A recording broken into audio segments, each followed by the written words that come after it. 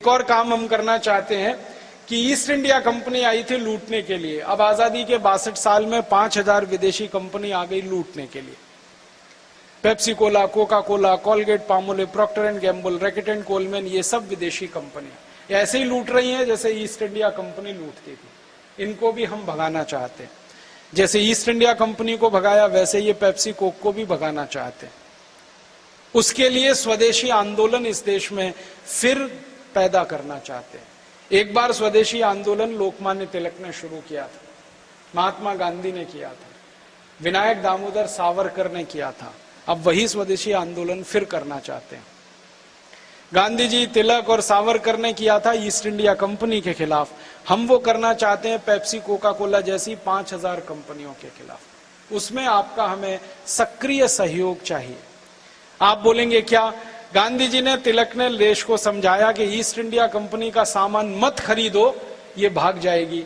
हम भी आपको यही समझाना चाहते हैं कि इन 5000 विदेशी कंपनियों का सामान मत खरीदो, ये भी भाग जाएंगे।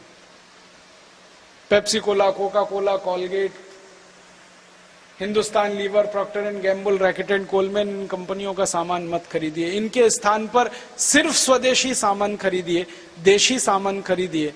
पैसा देश का बचेगा, अर्थव्यवस्था में ताकत बढ़ेगी। मैंने एक दिन हिसाब निकाला कि सारे हिंदुस्तानी लोग पेप्सी कोक पीते हैं। एक बोतल 12 रुपए की मिलती है, 70 पैसे में बनती है, 12 की वो बेचते हैं। एक बोतल पर 10 रुपए उनको नेट प्रॉफिट होता है टैक्स देने के बाद। 700 करोड़ बोतल उनकी साल में बिकती है। 7000 करोड़ रुपए वो लूट ले जाते हैं इस देश से, पेप्सी कोक का पानी पिलाकर।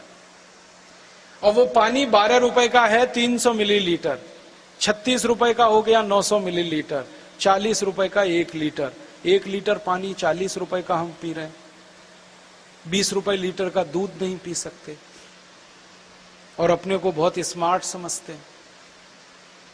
और जो पेप्सी कोक का पानी पी रहे हैं उसको पीने में मजा नहीं आता। नाक में जलन, गले में जलन, पेट में जलन, आंखों से आंसू निकलते हैं, फिर भी गटागट पीते रहते हैं। कुछ लोग कहते हैं कि वो बेस्ट क्वालिटी है क्योंकि अमेरिका से आया है। उसकी क्वालिटी एक दिन पता की तो पता चला उसमें एसिड मिलाते हैं, फास्फोरिक एसिड। ये वही एसिड है जिससे संडास साफ करने वाला फिनाइल बनाते हैं।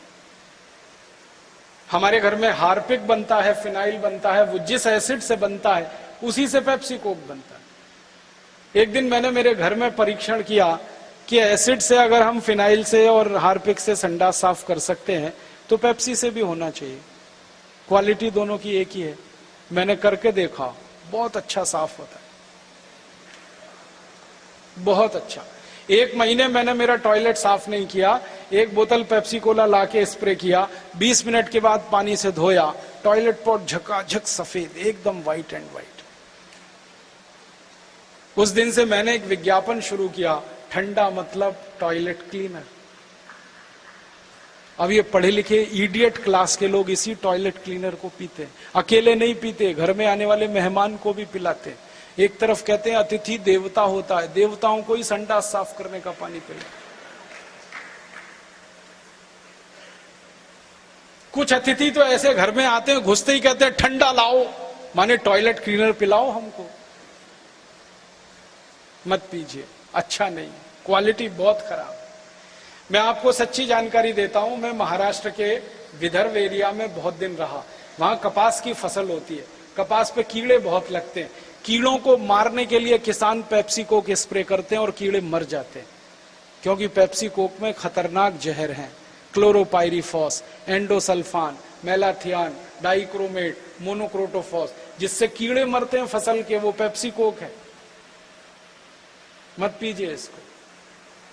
तो क्या पिए? गन्ने का रस, संतरे का रस, मौसम्मी का रस, दही की लस्सी, गाय का दूध, कुछ भी पीजिए। 7000 करोड़ का अगर गन्ने का रस पीने लगे तो करोड़ों किसानों को इतना पैसा मिलेगा कि वो गन्ना पैदा करने में ही करोड़पति हो जाए। तो पैसा देश के किसान को दीजिए, ना कि अमेरिका की कंपनी।